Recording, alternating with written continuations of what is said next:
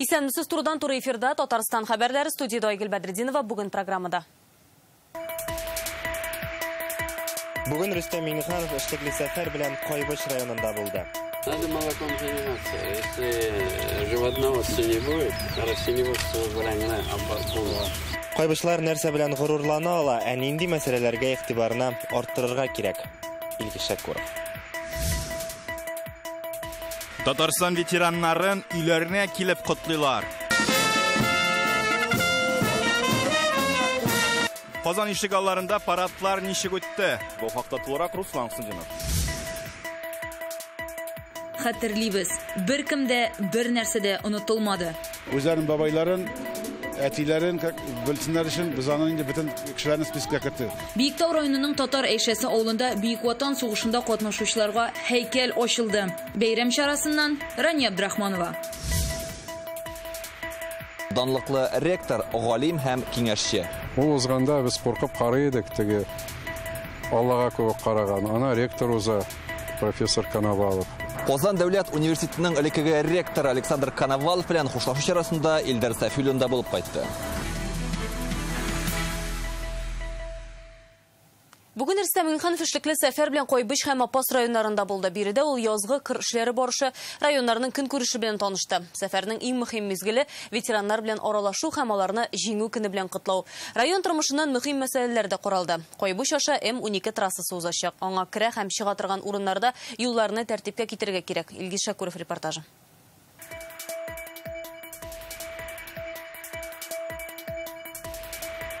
Добрый день. Как настроение? Президентның эшлекле сәфәре кыр уртасында башланып китте. Монда хуҗалык җитәкчеләре, инвесторлар, авыл җирлеге башлыклары җыелган. Хәзер районнарда язгы кыр эшләре бара. Кайбышта чәчүлекләрнең 30% эшкәртелгән. 12 майга тәмамларга җыеналар. Ни одного гектара у нас не обработано земель нет. В этом вопросе мы лично сам держу в контроле. Аллах Тәгалә мотор һава шартларын биреп, 100 мең тонна икмәк алып, безне дә сезне дә куандырырбыз дип шандырып калабыз. Игенчелектә тәртип, әмма терлекчелектә эшлисе булуы ачыклана. Хәзер районда 7 агроферма, 30 крестьян фермер хуҗалыгы бар. Терлекчелеккә игътибарны арттырырга кирәклеген президент та, авыл хуҗалыгы министры да ассызыклады. Если животноводства не будет, растениеводство вранья оборудовано. Все кирәк. Bütün анысын кешегә эш кирәк.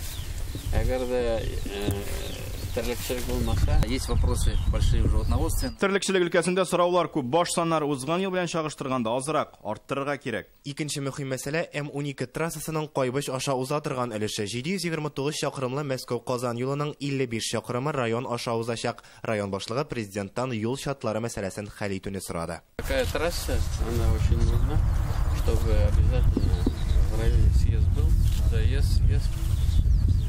Да, мы будем заниматься этим. Районда үзара салым акчасының да файдасын тоялар. Кайбышлар аны авылларда юллар салуга тота. Авыл эчендә 90% юллар бар. Безнең кичкенә авыллар калды. Значит, 5 авыл калды, шуларга юл белән барып җитәсе бар.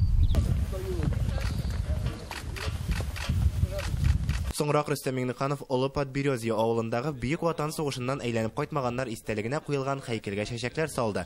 Кайбышта хәзер 6 Бөек Ватан сугышы ветераны яши. Президент аларны бәйрәм белән шәхсән котлады. Киләчәк бәйрәмнәр белән, наступающим праздником Победы. Это для всех нас. Зиннәтулла Захидуллин ул дәһшәтле елларны әле дә яхшы хәтерли. Бөек Ватан сугышы ветеранына 101 яшь. Кичә үтте, бүгенгә шөкер. Иртән нәрсә белмибез әле. Ходай язгандыр. Күрешкән өчен, искәргән өчен барысы рәхмәт. Милли бәйрәмнәр төрле чараларны Кайбышлар хәзер Олы Подберезье авылында урнашкан шушы музей комплекста үткәрә. Биредә районда яшәгән һәр милләтнең мәдәниятенә урын табылган.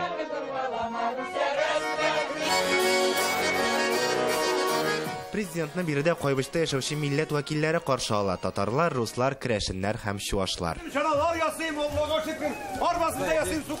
Рөстәм Миңнеханов һәр милләтнең күргәзмәсен җентекләп карады. Соңрак район фермерлары, эшмәкәрләр һәм алар җитештергән товарлар белән танышты. Александр Тараканов Кайбышның иң яшь үз мәшгуле. 14 яшендә ул бытбылдыклар үлчетү белән шөгыльләнә. Бу эштә әти-әнисе дә ярдәм итә. Берничә ел элек 200 баш булса, хәзер бытбылдыкларның саны 2000 ярымга җиткән. Үстерәбез йомыркаларның кичкенә генә менә бытбылдыклар чыга.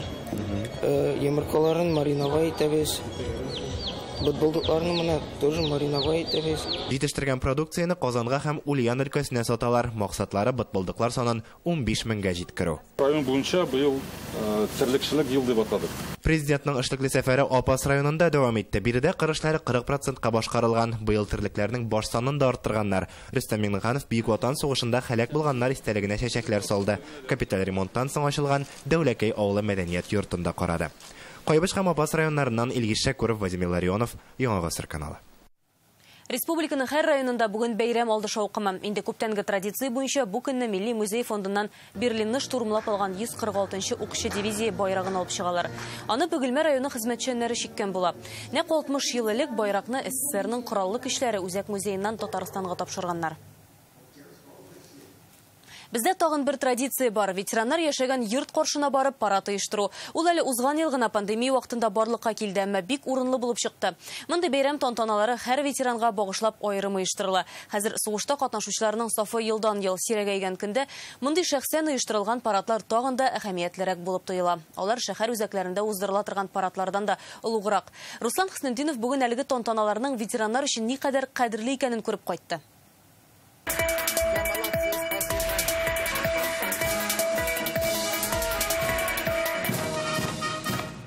94 яшендә дә ул гәүдәсен төс һәм горур тота. Бүген Тәлгат Янбаковны җиңү бәйрәме белән ул яшәгән йорт ишек алдына ук килеп котлады. Парадта нәкъ менә аның хөрмәтенә уза.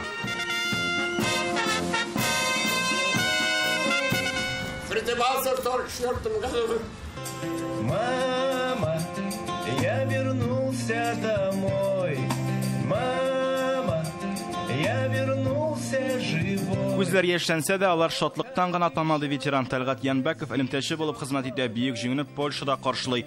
Бүген ветеранның күкрәгендә тагын бер медаль өстәлдән Росгвардия федераль хезмәте юбилее уңаеннан тапшырдылар. Я в восторге. Мин шул кадәр бәхетле, мине хөрмәт итеп килгәннәре өчен зур рәхмәт. Бәйрәм бик тә ошады. Biz keldik yolunda поздравлять итәргә, шундый батур бәйрәм белән сугышта халык авыр вакыт булды, выдержали.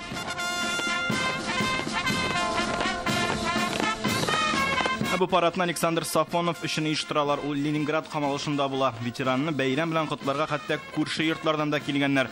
Аны һәркем хөрмәт итә. Настроение поднялось. Шул кадәр кәефләр күтәрелде, операциyaдан соң аның бер кая да чыкканы юк иде. Тамашаны рәхәтләнеп күзәттек.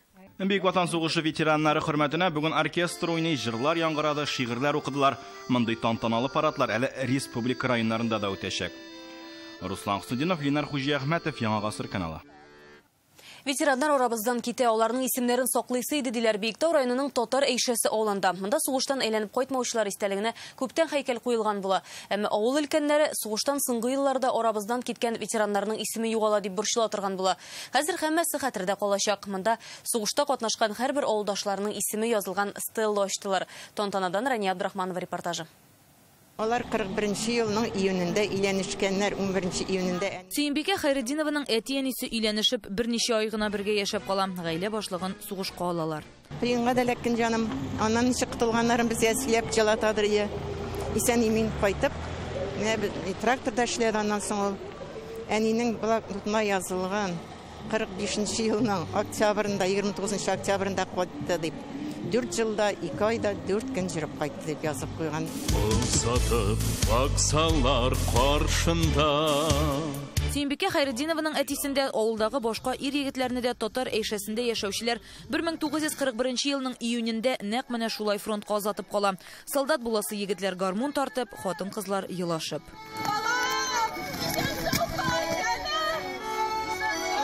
Нинди теләкләр белән генә азатсалар да, авылдан сугышка киткән 165 кешенең 82сенә туган якларына кире әйләнеп кайту насыйп булмый.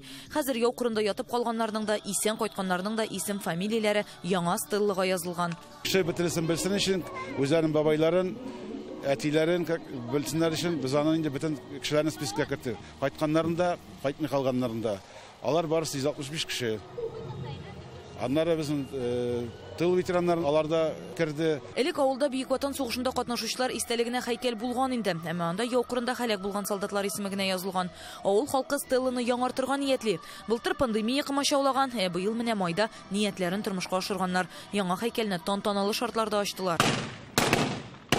Биектау районынан фронтка 16 мең кеше киткән, шуларның 11 меңе сугыш кырларында ятып кала. Бүген җиректә Бөек Ватан сугышының 8 ветераны яши. Безнең күп районнарда һәрбер районның үзенең авылларының булган җегетләре шундый стеллар куялар. Менә бүген Татайшада җыелышып шундый һәйкәл дип әйтик инде, һәйкәл куйдылар. Ятып калган кешеләргә дуга булып барсын ие.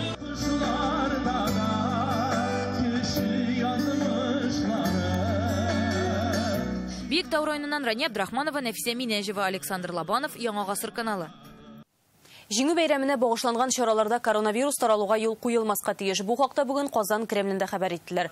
Республикада мондый тантаналар уздыру тәҗрибәсе бар. Һәр урында Роспотребнадзор таләпләрен үтәлүен тәэмин итәчәкләр. Парад вакытында ветераннарны ара калдырып утыртачаклар, бәйрәмгә килүчеләрнең битлектән булуы шарт. Татарстанда коронавирустан тагын 3 кеше үлгән. Бу 76 һәм 70 яшьлек ир-атлар, 74 яшьлек хатын-кыз. Соңгы тәүлектә республикада ковид диагнозы 32 кешегә куелган, 16сын хастаханәгә салалар. Вакцина ясатучыларга килгәндә, аны инде 263 мең кеше кадаткан, 183 меңе икенче дозасын. Тиздән җәйге яллар һәм каникуллар башланачак. Татарстанлылар өчен чикләүләрне киметергә җыеналармы, вирусны пляжда эләктергә мөмкинме? Лагерьга барыр алдыннан ПЦР-тест тапшыруны таләп итәчәкләрме? Әлеге һәм башка сорауларга бүген Инстаграмда туры эфир вакытында Роспотребнадзорның Татарстан буенча идарәсе җитәкчесе урынбасары Любовь Авдонина җавап бирде. Әңгәмәне гадәттәгечә премьер-министр урынбасары Ләйлә Фазлыева алып барды. Татарстанда ковид белән авыручылар саны соңгы вакытта ничек үзгәрә? Динамика на сегодня. Февраль айында авыручылар саны кими башлаган иде. Апрельдә тукталды. Хәзер уртача алганда тәүлеккә 34 очрак.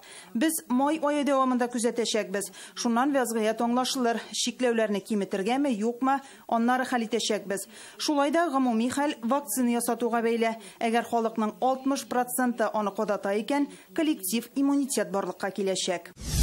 Җәйге яллар һәм каникул вакытында ковидтан ничек сакланырга? Сегодня ситуация, к сожалению, за рубежом она. Бүгенге кайбер чит илләрдә вәзгыять бик катлаулы, авыручылар саны арта.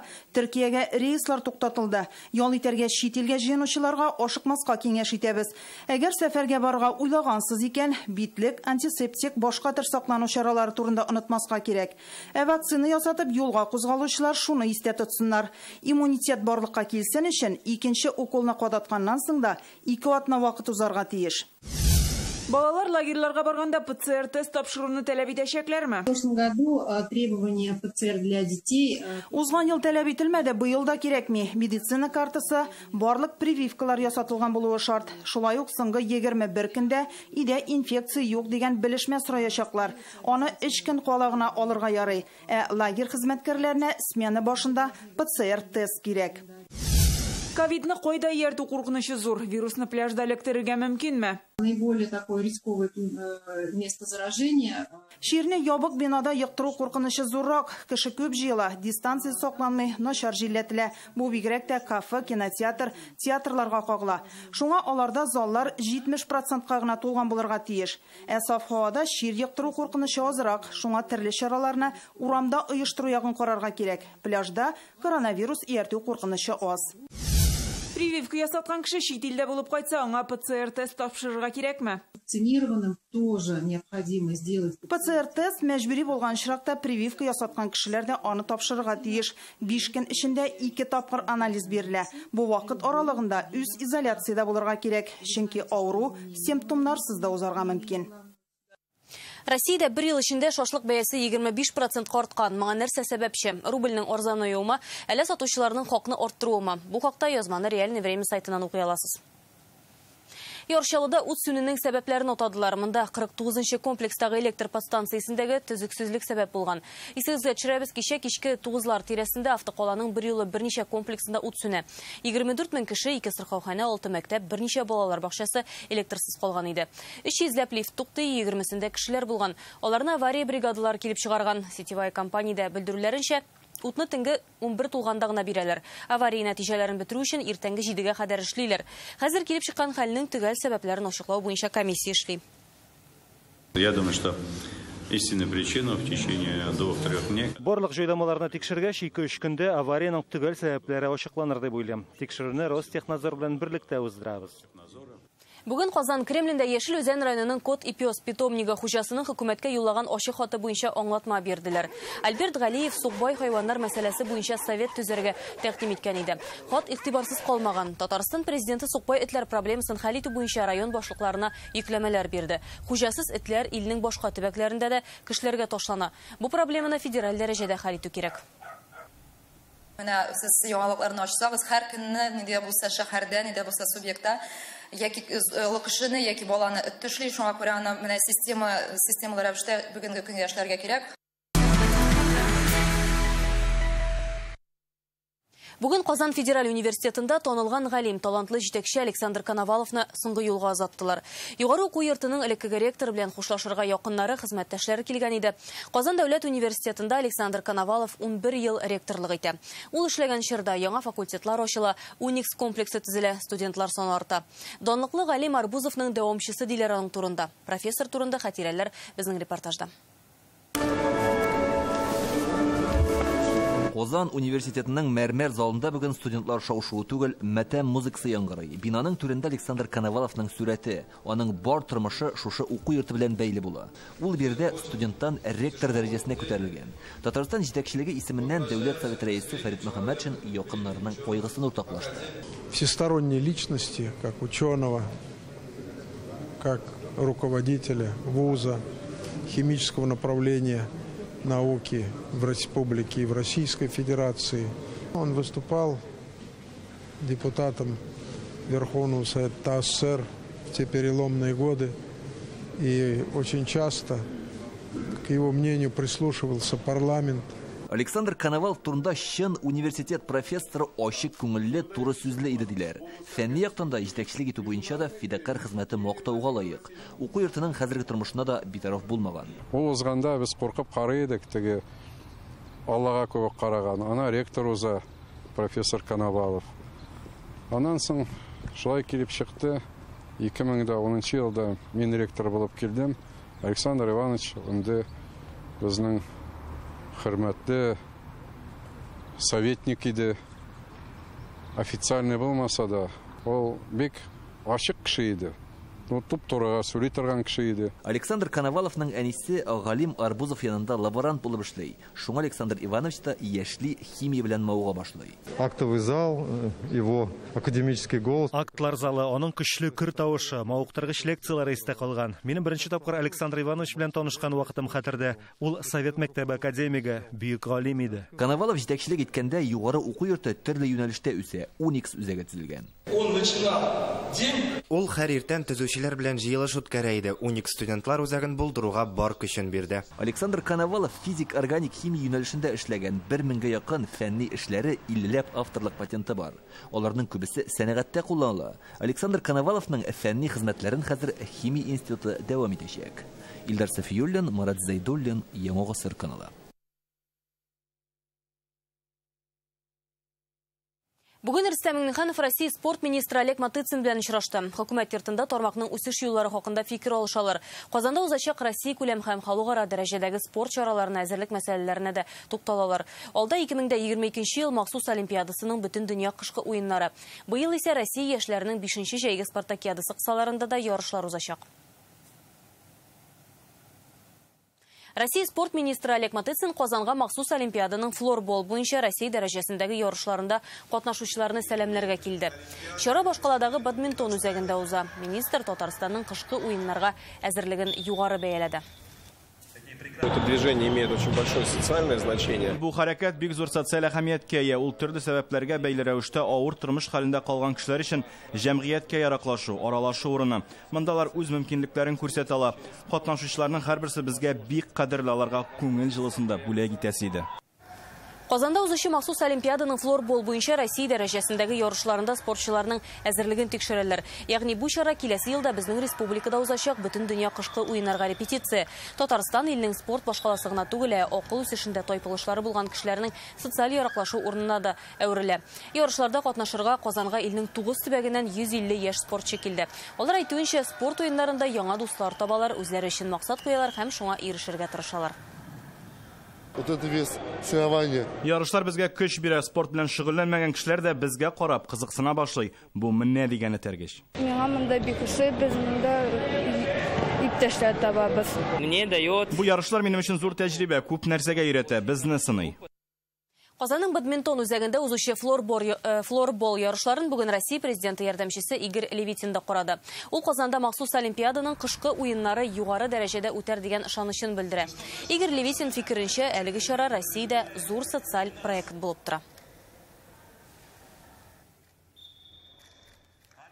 Татарстан президенты Казанда дзюдо буенча халыкара турнирны ачу тантанасында катнашты. Татнефть-аренадагы чарада шулай ук Россия президенты ярдәмчесе Игорь Левитин, Россия спорт министры Олег Матыцин да бар иде. Рөстәм Миңнеханов ассызыклаганча, республика өчен мондый әһәмиятле спорт чарасын үткәрү зур дәрәҗә. Хәзер 4000 ярымнан артык татарстанлы көрәшнең бу төре белән шөгыльләнә. Дзюдо буенча дөнья сериясендәге турнир 7 майга кадәр дәвам итә. 83 илдән 400дән артык спортчы җыелган. Ярышлар Токиода узачак Олимпия уеннарына сайлап алу этабы булып тора. Бүген Идел буе федераль округында укучылар арасында үткәрелгән интеллектуаль олимпиада җиңүчеләре билгеле булды. 14 төбәктән 160 егет һәм кыз Пермь шәһәрендә көч сынашты. 4 юнәлеш: программалау, нәрсә, кайда, кайчан, уйлап табу мәсьәләләрен чишү һәм робототехника буенча. Гомуми исәптә Татарстан командасы 3нче урынны ала. Беренчедә Самара, икенчедә Саратов өлкәсе. Укучыларга диплом, кыйммәтле бүләкләр, кубоклар тапшыралар. Бүген Казан мэрын Бөек Ватан сугышы ветераны Сәхәп Илялов медальле костюмнарын киеп каршы алды. Илсур Метшин 97 яшьлек ветеранны җиңү көне белән котларга килде. Башта аның ишек алдында яшьләр сугыш чыры җырларын башкарды. Аннары мэр шәхсән фатирына менеп котлады. Сәхәп Илялов фронтка 1942 елда киткән. Артиллерия гаскәрләрендә элемтәче булып хезмәт иткән. Сталинград өчен сугышта катнаша. Җиңү майын Берлинда каршылый. Орден медальләр белән бүләкләнгән. Сугыштан соң Казанда Тасма җәмгыятендә эшли. Улы яшьтә булуына карамастан тормышның үзәгендә кайный, төрле чараларда катнаша. Һәр иртә физик күнегүләр ясыйм, саф һавада йөрим ди. Рәхмәт. Исәнлек, саулык. Аллаһка шөкер. ТГК 16 җәмгыяте Бөек Ватан сугышы ветераннарына һәм тыл хезмәтчәннәренә 9 май алдыннан бүләкләр тапшырды. Азык-төлек җыелмалары, акчалата бүләкләр һәм күңел түреннән чыккан иң кадерле сүзләр алар өчен яңгырый. ТГК 16 җәмгыяте Бөек Ватан сугышы ветераннарын һәм тыл хезмәтчәннәрен иң беренчеләрдән булып котлады. Бүген Казандагы 3нче тестан профсоюз һәм яшьләр оешмасы вәкилләре ветераннарның өйләренә килеп тыныч күк йөзе өчен рәхмәтләрен җиткерде. Әлеге оешмада эшләгән өлкәннәргә азык-төлек җыелмалары, акчалата бүләкләр тапшырыла. Ветераннар өчен иң мөһиме игътибар. Сез килеп кәефне күтәрдегез. Бу бит зур шатлык. Узган ел җиңү бәйрәмендә газ плитәсе куйдылар. Сезгә зур рәхмәт әйтәсем, сәламәтлек телисем килә. ТЭЦ оешмасына зур рәхмәт. Хәзер Казандагы 3нче тестта эшләгән Бөек Ватан сугышында катнашкан 7 ветеран исән. Бөек җиңү көне алдыннан сугыш чоры балаларына, ветераннарга, тыл хезмәтчәннәренә кадер-хөрмәт күрсәтелә. Мы регулярно навещаем наших ветеранов. Ветераннар тыл хезмәтчәннәре турында кайгырту ТГК 16 оешмасы өчен аеруча мөһим. Без ветераннарыбыз янына даими киләбез, аларга ярдәм итәбез. Бу гаҗәеп кешеләр сугышчыларында фронтны ягылык, сәнәгать һәм авыл хуҗалыгын җылылык, электр энергиясе белән тәэмин иткән, зур эш башкарганнар. Руслан Хусейнов, Владислав Поташников, Яңа Гасыр каналы. Бүген Казанда Созвездие йылдызлык фестивале тәмамланды. Быел иҗади конкурста 5500 кеше катнашкан. Бүген пирамида күңел ачу үзәгендә 1000нән артык бала чыгыш ясады. Фестивальдә Мәскәү, Пермь, Нефтекамск, Астрахань, Ижевск шәһәрләреннән һәм Израильдән дә катнашучылар бар. Җиңүчеләрне 22 апрель билгеләделәр инде. Бүген җыр һәм хореография номинациясендә гран-при ияләрен Татарстан президенты Рөстәм Миңнеханов игълан итте. Алар вокал буенча дуэт Миләүшә Нугманова һәм Инсаф Ганибаев, хореография буенча Йоршалының Татарстан бию ансамбле җиңүче дип табылды. Президент бүген дәүләт бүләкләрен дә тапшырды. Созвездие йылдызлык фестиваленең әһәмиятлелеген дә ассызыклый ул. Сезгә матур бәйрәм өчен бик зур рәхмәт. Гел шундый актив булыгыз, матур булыгыз, бергә булыгыз. Монда килә алмаган балаларга да рәхмәт әйтәсем килә. Аларның ата-аналарына рәхмәт әйтәсем, укытучыларына рәхмәт әйтәсем килә. Әлбәттә, быел килә алмаса, 2нче елга килер. Шуңа күрә сезгә уңышлар, киләчәктә дә тырыш булыгыз. Әтиләрегезне, әниләрегезне тыгынагыз, укытучыларыгызны тыгынагыз. Сезнең юлыгыз уңышлы булыр. Сезгә исәнлек, саулык, уңышлар сезгә. Әлегә шундый яңалыклар иде, кичләрегез матур үтсен, исән-имин булыгыз.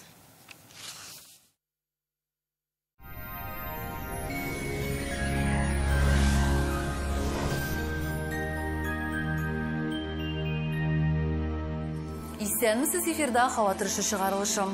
Яндекс погода мәгълүматы буенча алдагы көннәрдә комфорт һава торышы саклана.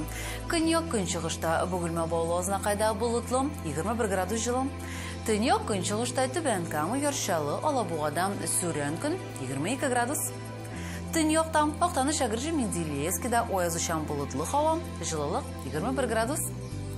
Төньяк көнбатыштан Арча Кукмара Балташта явым-төшемнәр көтелми, 22 градуска кадәр җылы. Көньяк көнбатышта Болгар-Буа Чүпрәлдә урыны белән яңгыр явачак, температура 21 градус. Чистая Нурлатмамады Чирмешәндә болытлы 22 градус җылы. Җил төньяктан уртача тизлектә вакыты белән көчәя. Сезнең өчен яңа бер мәгълүмат. Доктор Оз физраль шелтәренең медицина үзәге сезгә операциясыз һәм авыртусыз умыртка баганасы һәм буыннар белән булган проблеманы хәл итүдә ярдәм итә. 12 ел дәвамында Россиянең 10 шәһәрендә клиника табиблары ярдәмендә 39 меңгә якын кеше операция ясамыйча ярдәм ителгән. Боль в коленях становится пыткой. Поставили мне протез, а он не прижился. Встать на ноги я не смогла. В Доктор Ост пообещали помочь спасти уцелевший сустав без операции. С помощью инъекций нового поколения мы научились восстанавливать утраченные хрящевые ткани и возвращать подвижность сустава. От протезирования я отказалась. Очень надеюсь вылечить оба колена и больше не вспоминать про боль никогда. Готовые квартиры в Иннополисе от 3 миллионов 950 тысяч рублей. Заезжай и живи. Мебель и бытовая техника в подарок. Осталось меньше 30 квартир. Подробности на сайте jkunicum.ru и по телефону 556 59. Успей купить квартиру в самом инновационном городе России. Иннополистан фатир алырга телисезме? Хәзер бу мөмкин хәл. Кирдә яши башлам. Фатирлар 3 миллион 950 меңнән. Ашыгыз, 30 фатирдан азрак калдым. Шалтыратыгыз 556-59. Торак комплексының сайты jkunicum.ru. Мәркәзебез Казанда аязучан болытлы һава, көндез 18-20 градус җылы. Җил төньяктан уртача тизлектә вакыты белән көчәя. Атмосфера басымы теркемеш баганасының 753 мм тәшкил итә. Һаваның чагыштырмача дымлылыгы 43%. Җирнең магнит кырытыныш. Һава торышы турында әлегә менә шулай иде. Исән-имин булыгыз.